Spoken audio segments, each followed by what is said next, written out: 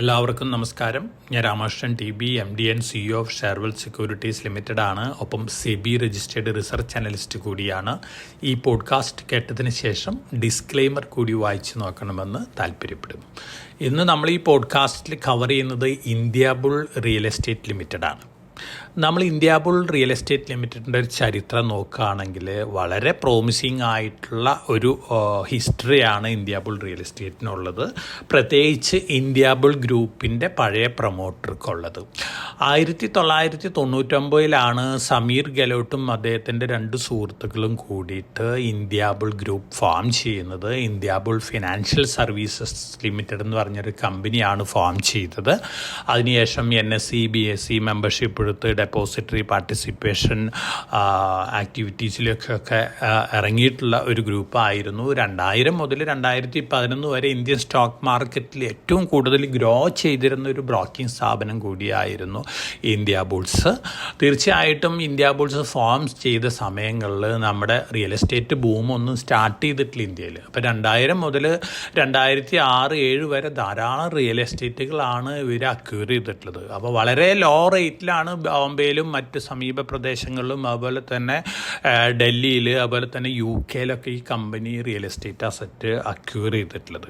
അതോടൊപ്പം തന്നെ 2004 സെപ്റ്റംബറിലാണ് ഇന്ത്യാബുൾ financial സർവീസസിൻ്റെ IPO വരുന്നത്. 19 രൂപ പെർ ഷെയർ ആയിട്ടാണ് IPO അലോട്ട്മെൻറ്റ് വന്നത്. 2 രൂപ ഫേസ് വാല്യൂ ഉള്ള ഷെയറാണ്. അന്നത്തെ IPOയിൽ തന്നെ 18.5 ടൈംസ് ഓവർ സബ്സ്ക്രിപ്ഷൻ ഉണ്ടായിരുന്നു.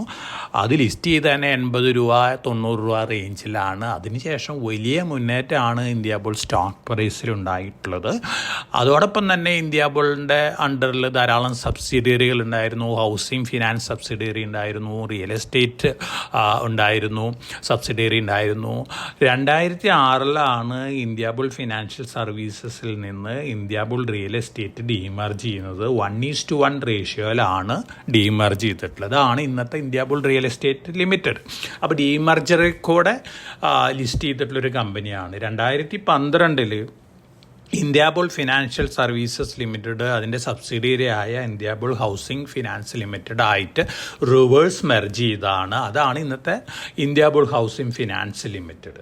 അതിനു മുമ്പ് 2009 ഇന്ത്യാബുൾ പവറിൻ്റെ ഒരു IPO വന്നിരുന്നു. 45 രൂപ പെർ ഷെയർ ആയിട്ടാണ് IPO വന്നിരുന്നത്.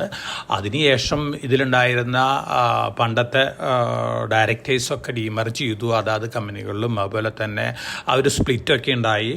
സമീർ ഗെലോട്ടിൻ്റെ അണ്ടറിലുണ്ടായിരുന്ന 2 കമ്പനികളാണ് ഇന്ത്യാബുൾ റിയൽ എസ്റ്റേറ്റ് ലിമിറ്റഡും അതുപോലെ തന്നെ ഇന്ത്യാബുൾ ഹൗസിംഗ് ഫിനാൻസ് ലിമിറ്റഡും. മറ്റ് കമ്പനികൾ Rattan India power, Rattan India enterprise ആയിട്ട് ലിസ്റ്റ് ചെയ്തിട്ടുണ്ട്. പക്ഷേ നമ്മളിന്ന് ഇതിൻ്റെ ഒരു അറ്റൻഷൻ ഇന്ത്യാബുൾ റിയൽ എസ്റ്റേറ്റിലേക്കാണ് കൊടുക്കുന്നത്. ഈ കമ്പനിക്ക് ധാരാളം റിയൽ എസ്റ്റേറ്റ് അസറ്റ് ഉണ്ട്.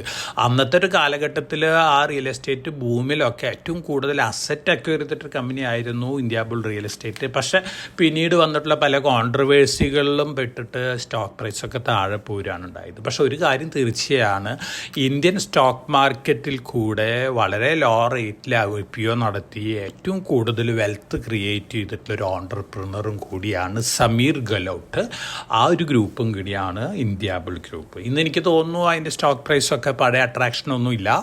എന്നിരുന്നാലും അസറ്റ് ബേസ് ധാരാളമുള്ളൊരു കമ്പനിയാണ് ഇന്ത്യാബുൾ റിയൽ എസ്റ്റേറ്റും ഇന്ത്യാബുൾ ഹൗസിംഗ് ഫിനാൻസൊക്കെ.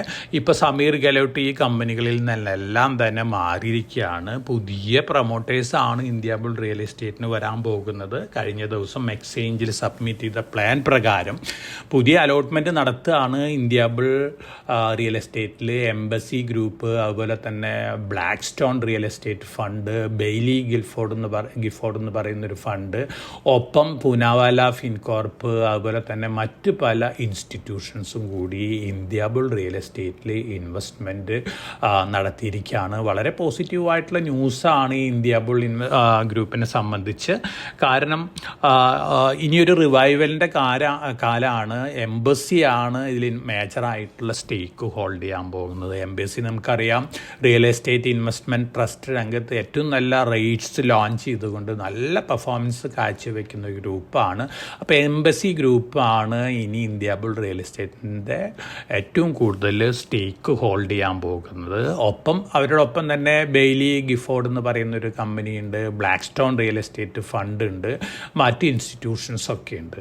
അപ്പോൾ ഈ ഒരു സ്റ്റേക്ക് ഇൻഫ്യൂഷൻ കഴിഞ്ഞു കഴിഞ്ഞാൽ ഇന്ത്യ ബുൾ റിയൽ എസ്റ്റേറ്റിനെ സംബന്ധിച്ച് ധാരാളം പുതിയ റിയൽ എസ്റ്റേറ്റ് അസറ്റും കൂടി അക്വയർ ചെയ്യുകയാണ്. എംബസി ഗ്രൂപ്പിൻ്റെ 3 പ്രൊജക്റ്റുകൾ അക്വയർ ചെയ്യുന്നുണ്ട്. അതുപോലെ തന്നെ ബ്ലാക്ക് സ്റ്റോണിൻ്റെ ഒരു പ്രൊജക്റ്റും കൂടി അക്വയർ ചെയ്യുന്നുണ്ട്.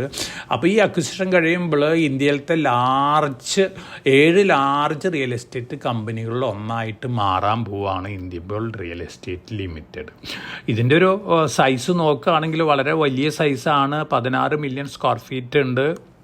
അതുപോലെ തന്നെ 7 വലിയ റിയൽ എസ്റ്റേറ്റ് കമ്പനികളിൽ ഒന്നായി മാറാമെന്ന് പറയുമ്പോൾ ധാരാളം ലാൻഡ് ബാങ്കും ഉണ്ട്.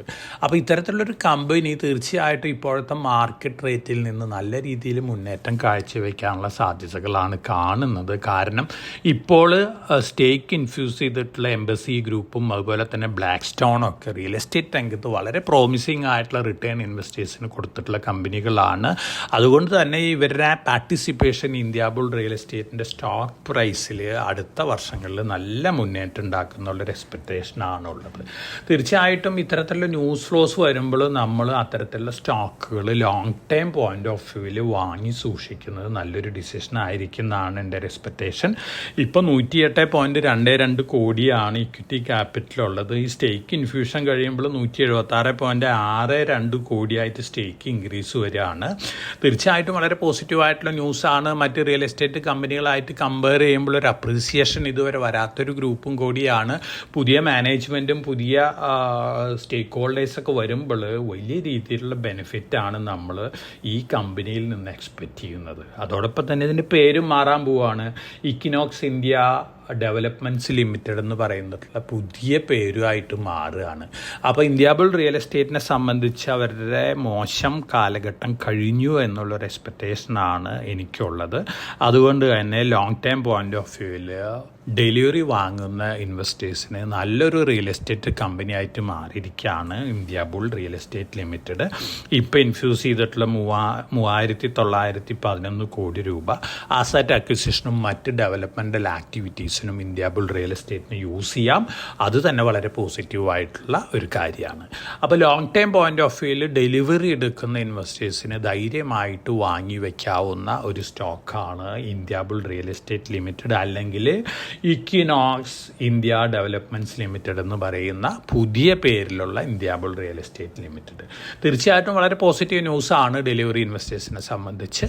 അപ്പോൾ നമ്മളെ സംബന്ധിച്ച് ധാരാളം സ്റ്റോക്കുകൾ പുതുതായിട്ട് വന്നുകൊണ്ടിരിക്കുകയാണ്. റീസ്ട്രക്ചറിങ്ങും മാനേജ്മെൻറ്റ് ചേഞ്ചൊക്കെ ആയിട്ട് ഇതിൽ വളരെ പോസിറ്റീവ് ഇമ്പാക്റ്റ് നമുക്ക് കാണാൻ സാധിക്കും.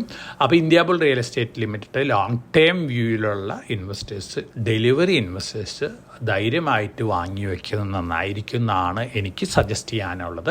നല്ലൊരു ക്യാപിറ്റൽ അപ്രീസിയേഷൻ, ഒരു പക്ഷേ കറണ്ട് ലെവലിൽ നിന്ന് 100% അപ്രീസിയേഷനൊക്കെ അടുത്ത 1-2 വർഷത്തിനുള്ളിൽ കിട്ടാനുള്ള ചാൻസസ് ഉണ്ട്. അത്തരത്തിലുള്ള ഇൻവെസ്റ്റേഴ്സ്, ക്ഷമയുള്ള ഇൻവെസ്റ്റേഴ്സിന് വാങ്ങി വയ്ക്കാവുന്ന ഒരു സ്റ്റോക്കാണ് India Bull real estate limited. അപ്പോൾ എല്ലാവരും അത്തരത്തിലുള്ള ഒരു സജഷൻ ആക്സെപ്റ്റ് ചെയ്യുമെന്ന് വിചാരിക്കുന്നു. Thank you.